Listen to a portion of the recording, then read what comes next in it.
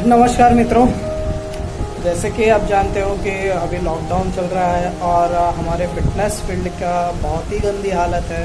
क्योंकि जानते हो आप लोग कि ऐसे भी हम किस तरह से रूटीन में चलते हैं और अगर रूटीन बंद होता है तो सब बंद हो जाता है। ठीक है, और सबसे मेन बात ये है कि आफ्टर लॉकडाउन हम किस तरह से सर्वाइव करेंगे, फिटनेस फील्ड जिम किस तरह से सर्वाइव करेगा, सबसे मेन बात है। ठीक है, अब इसी मुद्दे को लेकर मैं आज ये वीडियो बना रहा हूँ, क्योंकि सब आप शायद ही सब जानते होंगे मुझे। मेरा नाम सुभाष मिश्रा है, मैं एक जिम चलाता हूँ, beauty and beast gym Ajaur road पे। ठीक है, अब हम इस लॉकडाउन के बाद जिम कैसे सरवाइव करेगा, क्योंकि अगर गैदरिंग होता है और कोरोना वायरस का प्रकोप जो है वो पूरी तरह नहीं ख़त्म हुआ तो हम इससे किस तरह से हम गैदरिंग रोकेंगे। क्योंकि हम जिम चलाते हैं, हमारे यहाँ गैदरिंग नहीं होगा ऐसा पॉसिबिलिटी नहीं है। ठीक है, और दूसरा चीज़ कि आजकल जिस तरह से जिम चलता है रेट कट डाउन कर रहे हैं, हम धीरे धीरे कट डाउन कर रहे हैं, क्योंकि कंपटीशन मार्केट में इतना है हर 1 किलोमीटर पे आपको 2 जिम मिलेंगे, इतना कंपटीशन हो चुका है। ठीक है, और इतने कम हो गए क्लाइंट बढ़ते जा रहे हैं, लेकिन हम रेट कट ऑफ करते 4,000 3,000, अब इससे ज़्यादा कट करेंगे ना तो सागबाजी की लारी लेके घूमना पड़ेगा, इस तरह लगता है। ठीक है, तो अगर हमको इस महामारी के बाद सरवाइव करना है तो हमको एक एसोसिएशन बनाना पड़ेगा। क्यों? उसका कारण है, अगर हमने एसोसिएशन नहीं बनाया, आपको पता है कि लोगों के मन में भी डर है, अगर जहाँ गैदरिंग होगा वहाँ हम गए और बहुत भीड़ हुई तो मे बी मुझे भी हो सकता है कि मुझे हो जाए कोरोना वायरस और मैं आगे मुझे प्रॉब्लम हो, ये सबके मन का डर है। और हम अगर रेट कट ऑफ करते हैं तो भीड़ आती है हमारे पास, ठीक है, बहुत ज़्यादा क्वांटिटी में। अब दोनों तरफ देख के, क्योंकि ये भी नहीं कर सकते हम, अगर रेट मतलब नहीं रखेंगे, हमारे पास क्लाइंट नहीं आएंगे तो हम जिम नहीं चला सकते। और दूसरी तरफ अगर क्लाइंट डरते हैं तो वो नहीं आएंगे। तो हमने जो ये 25, 30, 40 लाख का खर्चा किया हुआ है, जिम लिया हुआ है लोगों को फिटनेस देने के लिए, लोग को फिट करने के लिए, हम जानते हैं कि हम लोगों को फिट करने के लिए है, लेकिन लोग ये नहीं जानते, लोगों के मन में ये है कि अगर मैं फलाने जगह पे जाऊंगा, वहाँ भीड़ हुआ तो मुझे कोरोना वायरस हो सकता है। ठीक है, अब ये मेन टॉपिक है कि हम इस पे किस तरह सरवाइव करेंगे। अगर हम मिलके एक एसोसिएशन बनाते हैं, जो एसोसिएशन सभी जिम को जोड़ के रखेगा, गवर्नमेंट सर्टिफिकेट देगी उसके लिए, तो ही वो कोई भी नया सर्टिफिकेट के बगैर वो नहीं चलेगा।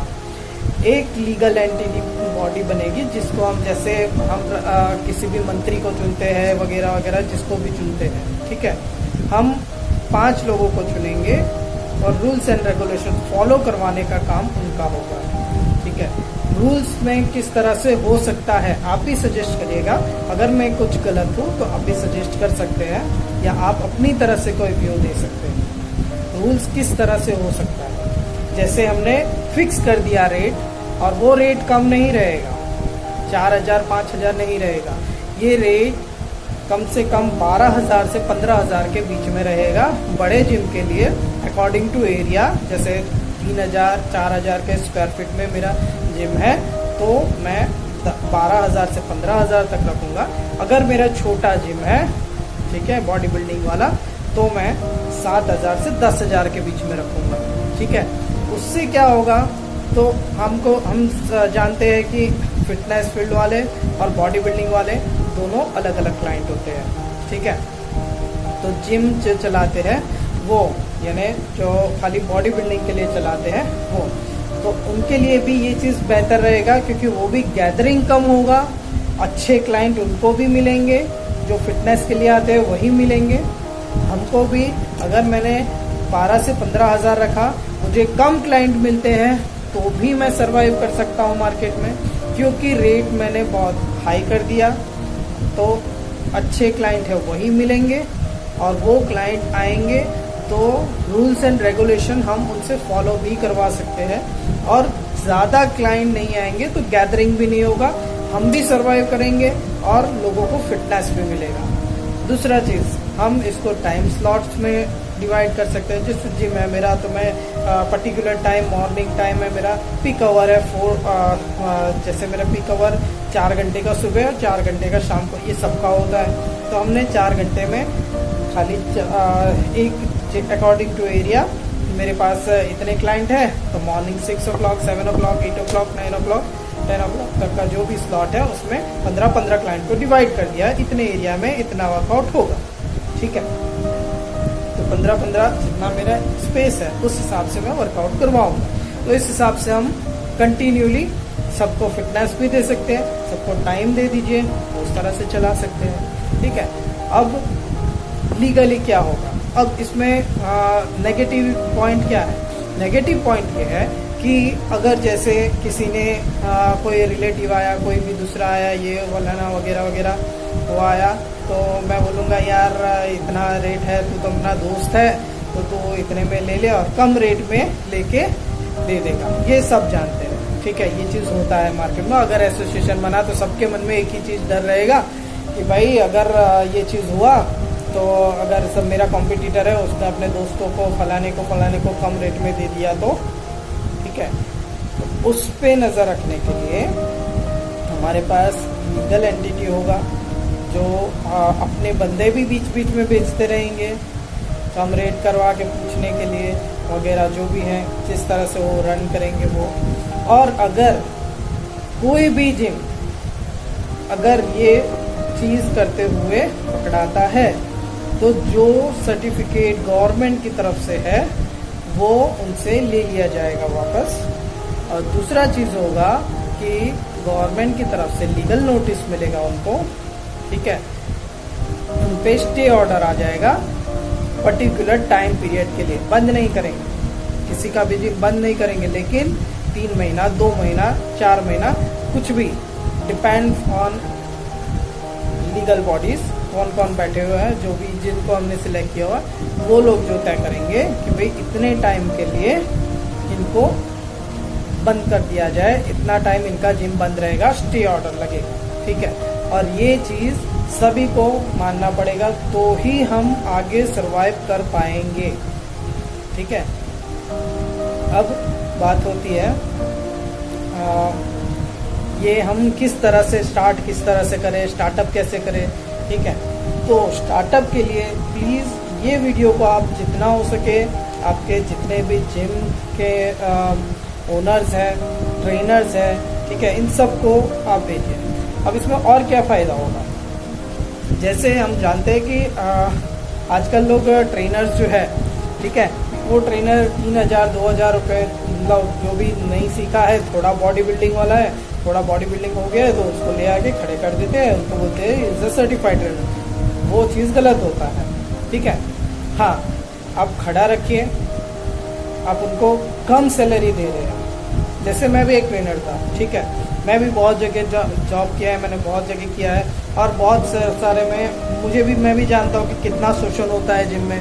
लगता है कि भाई जब जिम में लगता है कि भाई ये बंदे का सैलरी कम ज़्यादा हो रहा है और ये ज़्यादा मांग रहा है, जब ऐसे ट्रेनर का भी गलती होता है कि भाई थोड़े टाइम में वो बोलते हैं कि भाई मेरी सैलरी बढ़ाओ।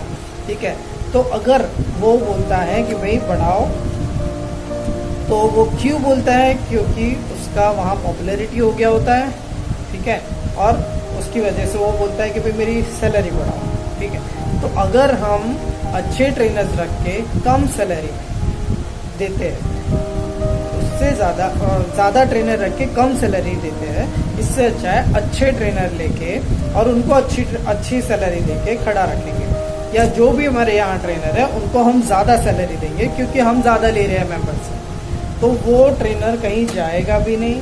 और हम जानते हैं कि जिम सब में ये चलता है कि भाई ट्रेनर डायरेक्ट मेंबर से बात कर लेता है कि भाई तू एक काम कर, तेरा भी हो जाएगा, मेरा भी हो जाएगा, तू मेरे को इतना पर्सनल ट्रेनिंग का बाहर से दे दे। ठीक है, ये चीज़ बहुत जगह होता है, तो वो चीज़ भी स्टॉप हो जाएगा क्योंकि उनको भी डर रहेगा कि भाई मेरी इतनी सैलरी है। ठीक है, 15,000 10,000 जो भी हम रखेंगे उतनी सैलरी है तो वो चली जाएगी मेरे हाथ से। मेन चीज़ ये हो जाएगा, ठीक है।